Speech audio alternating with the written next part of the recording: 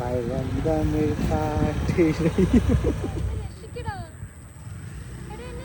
പുള്ളിക്ക് മനസ്സിലായി. തിരുമല മുരുകനക്ക് ആണ്ട മുരുകൻ. കഴിഞ്ഞ ദിവസം ഫോൺ ഇങ്ങനെ സ്ക്രോൾ ചെയ്ത് നോക്കിയപ്പോഴാണ് നാട്ടിലെത്തിയ ആ സെക്കൻഡ് ഡേയിൽ അനിയൻ്റെ കൂടെ പുറത്തു പോയൊരു വീഡിയോ അവിടെ ഒളിഞ്ഞു കിടപ്പുണ്ടായിരുന്നു എന്നുള്ള കാര്യം ഓർത്തത് കേട്ടോ. അപ്പോൾ തോന്നി അതൊന്ന് എഡിറ്റ് ചെയ്ത് നോക്കാം, എന്നിട്ടതൊന്ന് അപ്ലോഡ് ചെയ്ത് നോക്കാമെന്ന്. അങ്ങനെ ഉരുത്തിരിഞ്ഞ് വന്ന ഒരു വീഡിയോ ആണ് കേട്ടോ ഇത്. നാട്ടിലെത്തിയ നെക്സ്റ്റ് ഡേ തന്നെ ഞങ്ങൾ മൂന്നുപേരോട് ഒരു കുട്ടി ട്രിപ്പ് പോയിട്ടുണ്ടായിരുന്നു. വേറെ അങ്ങോട്ടും അല്ല, നമ്മുടെ വീട്ടിൽ നിന്ന് വെറും 1 കിലോമീറ്റർ മാത്രം ദൂരമുള്ള NDPC റോഡിലോട്ടായിരുന്നു പോയത് കേട്ടോ.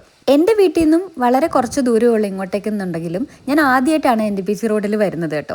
ഇവിടെ നല്ല രസമാണ്, പ്രത്യേകിച്ച് അങ്ങനെ പറയത്തക്ക കാര്യങ്ങളൊന്നുമില്ല. നല്ല പ്രകൃതി രമണീയമായ സ്ഥലമാണ്. ഞങ്ങൾ പോയതൊരു സൺസെറ്റിൻ്റെ സമയമായിരുന്നു, അതുകൊണ്ട് തന്നെ നല്ല സ്കൈയും പിന്നെ ചെറിയൊരു മഴച്ചാറ്റലും ഒക്കെ ഉണ്ടായിരുന്നു. അങ്ങനെ എല്ലാം കൊണ്ടും മൊത്തത്തിൽ നല്ലൊരു ഈവനിങ്. ചുമ്മാ ഞങ്ങൾക്ക് എല്ലാവർക്കും കൂടി ഇങ്ങനെ വർത്താനം പറഞ്ഞ് നിൽക്കാൻ വേണ്ടിയിട്ടായിരുന്നു ഞങ്ങൾ അവിടെ പോയിട്ടുണ്ടായിരുന്നു കേട്ടോ. അല്ലാതെ പ്രത്യേകിച്ച് വലിയ ഇൻറ്റൻഷനോട് കൂടിയൊന്നും അല്ല പോയിട്ടുണ്ടായിരുന്നത്. കുറച്ച് നേരമൊക്കെ വർത്താനമൊക്കെ പറഞ്ഞ് നിന്നപ്പോഴാണ് മഴ നന്നായിട്ട് കനക്കുന്നതായിട്ട് തോന്നി.